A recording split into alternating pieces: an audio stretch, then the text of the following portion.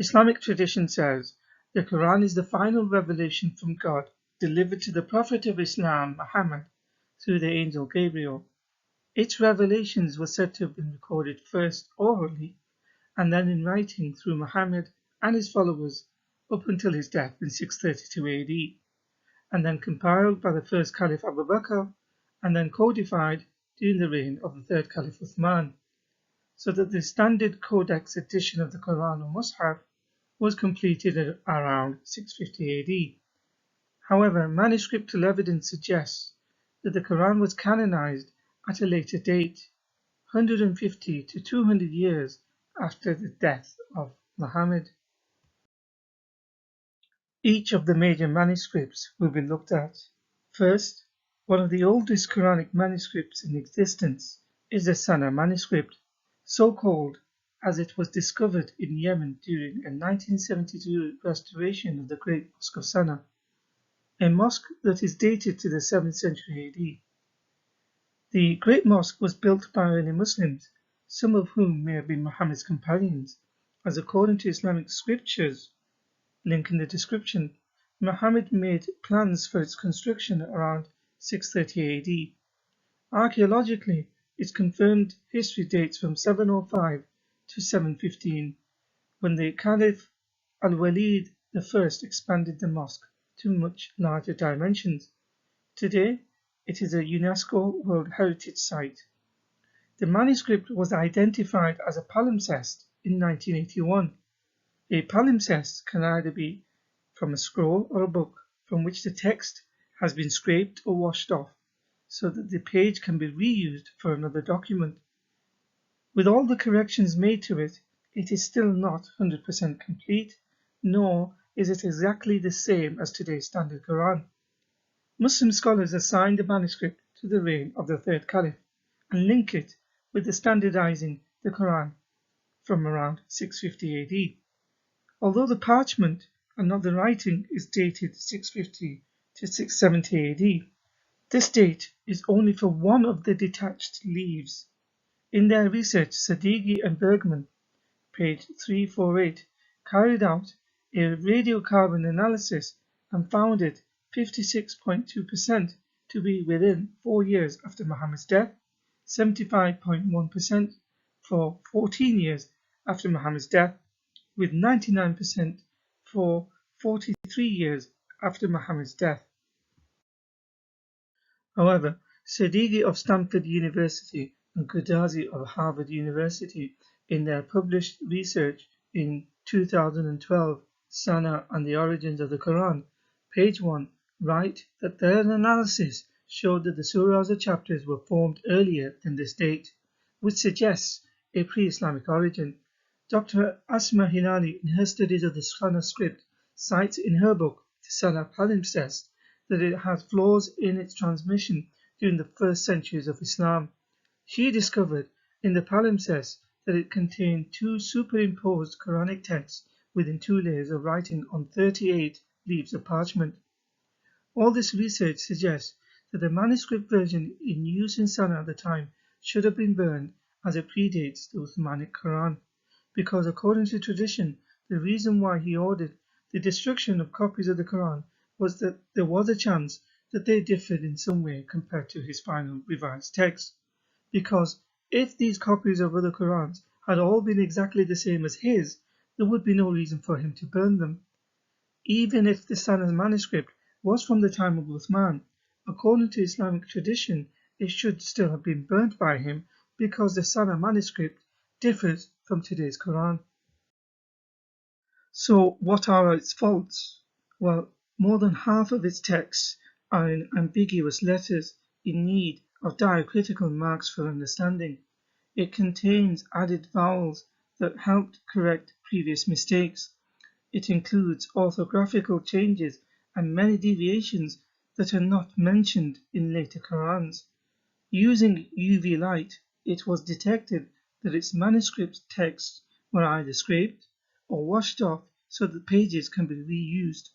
The discovery of written texts washed below that of an existing script is called script defecto. A foremost expert who cited works I referenced in Islam the Honest Truth, Dr. Al-Takulaj concluded that this was evidence that there was tampering in the Quranic manuscript. The findings prompted Muslim scholars such as Muhammad Mustafa Al-Azami, professor at King Saud University, to acknowledge that there are copyist errors in Quran manuscripts. He said, in the history of the Quranic text, from revelation to compilation, a comparative study with the Old and the New, quote, that there are over 250,000 manuscripts of the Quran scattered all over the globe. When comparing them, it is always possible to find copying mistakes here and there. This is an example of human fallibility and has been recognized as such by authors who have written extensively on the subject of unintentional errors. To give an illustration, here are just some examples of major variants in the Sana palimpsest taken from just a couple of verses. Quran 2196, the words your heads, ru'usakum, is missing from the manuscript which is found in today's reading. In the same verse, it has the word should any one of you in the manuscript instead of if any of you. Again, in the same verse, the words arms, sadaqah, is missing from the manuscript. For Quran 2:201, the word hasanatan, which means good, is missing from the manuscript. This also shows that the differences in the Quran are more than just dialect and pronunciation. In Al-Mushaf al-Sharif attributed to Uthman bin Affan, both Sunni Muslim professors Dr. Tayyar al-Takulaj and Dr. Ikmaluddin Ihsanoglu carried out extensive research on other Quranic manuscripts. About the Topkapi manuscript, they say it is not Uthmanic as was previously thought. It is dated to be around mid-8th century, and it contains 2,270 consonantal differences from today's Quran, and 22% of the Quran is missing when compared to today's Quran. These two professors also studied other scriptures such as the Samarkand manuscript in Tashkent. For several years prior to the Sana manuscript, it was thought to be the oldest copy of the Quran in existence, traditionally considered to be one of a group commissioned by Uthman himself. It too was found to be dated to around early to mid-8th century.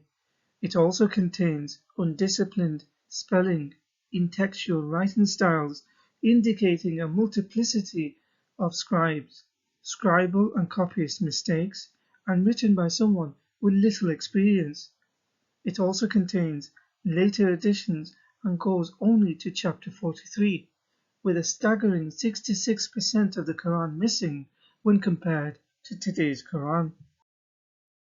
For example, when the modern Egyptian Standard Edition is compared to the Samarkand Quran, it shows the human errors that were corrected when the current Egyptian edition was made.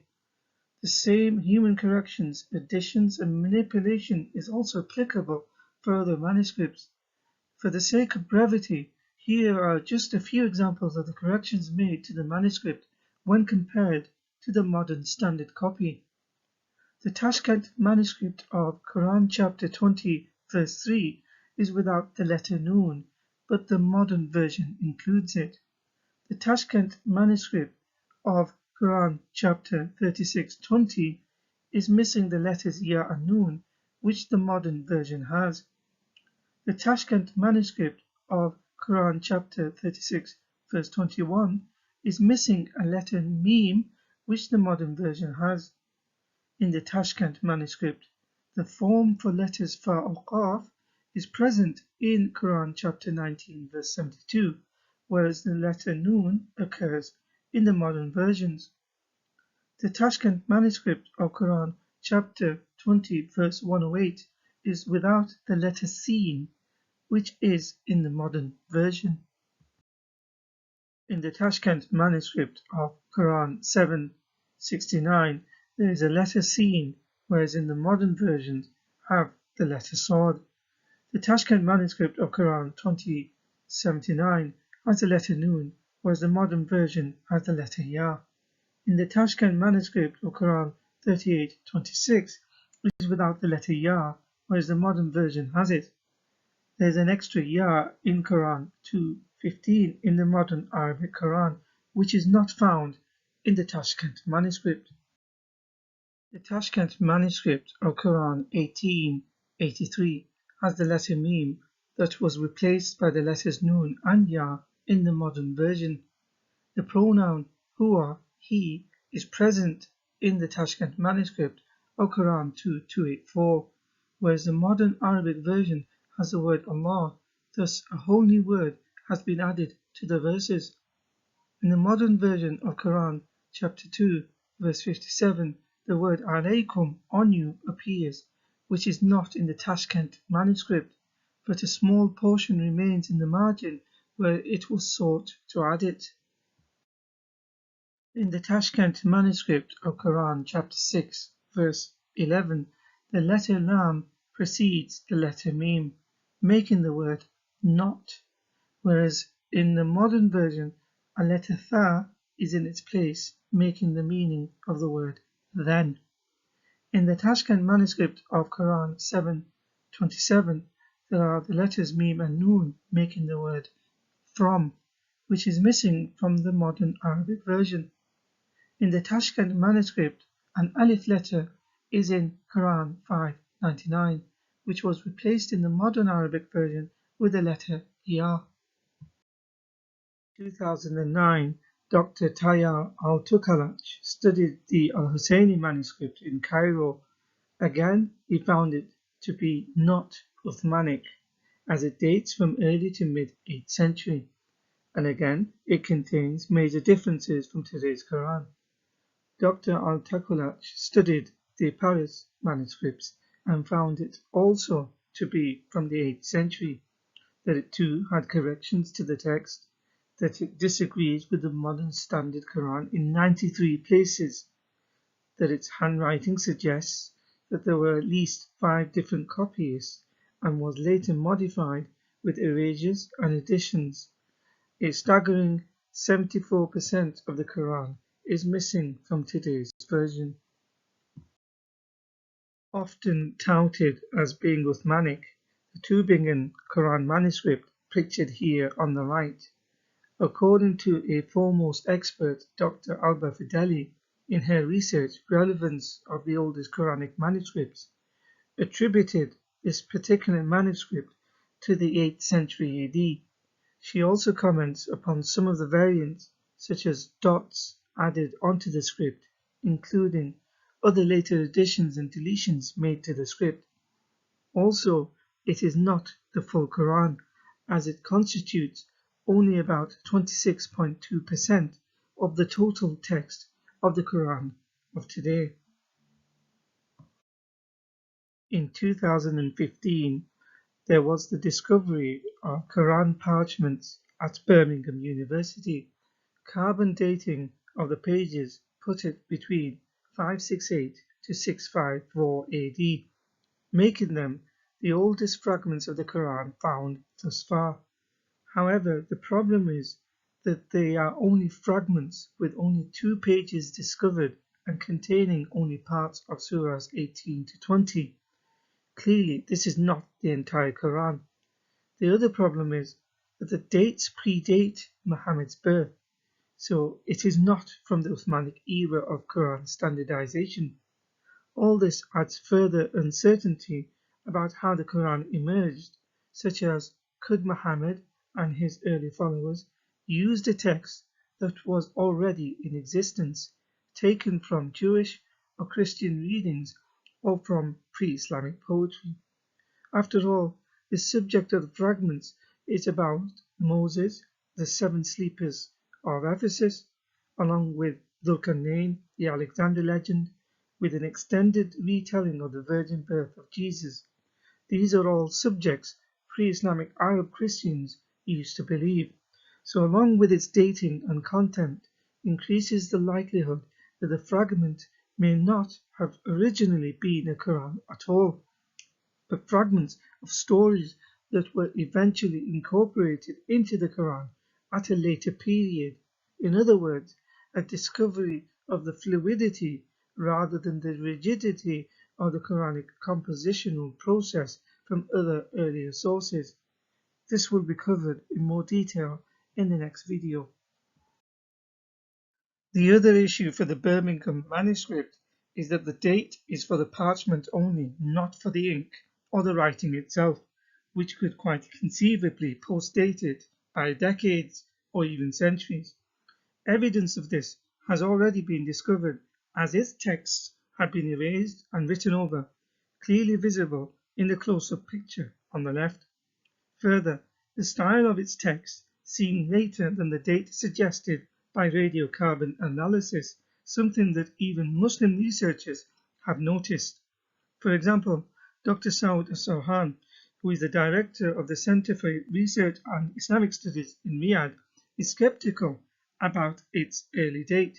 He questions whether the parchment might have been reused as a palimpsest, and also notes that the writing had chapter separators and dotted verse endings. These are features of the Arabic script, which is believed not to have been introduced to the Quran until much later.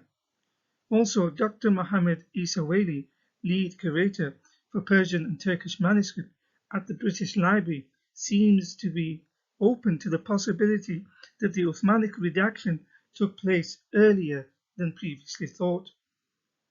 Dr. Sadeghi has posited the idea that the Birmingham manuscript is nothing more than a companion text, which was later modified into one harmonized form during Uthman's reign. So the conclusion: there is a clear pattern emerging where all these scholars' conclusions are contrary to the common narrative of an unaltered Quran standardized 20 years after the death of Muhammad. Today, there are no complete manuscripts or Quran from Uthman's time to be found anywhere, nor is there any Quran that stands up to the claim of Uthman having standardized a complete error-free Quran that was sent to various provinces. It does not simply fit the historical record as told in Islamic tradition, especially as it states that Uthman had sent these copies to major centers in the Muslim empires, mentioned in a previous video. All these cities and areas have always been under Muslim control, yet there is not a single copy of these original Uthmanic manuscripts of Qurans to be located or found today.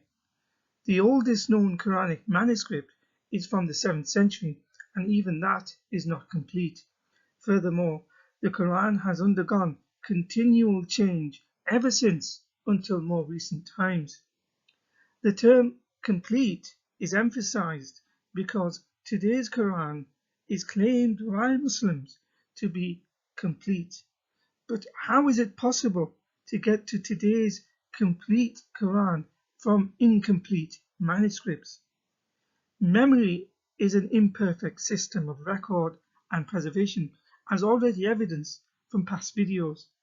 Notwithstanding the many Quran variants issue and companions with their own unique versions of the Quran that differs from today's Quran.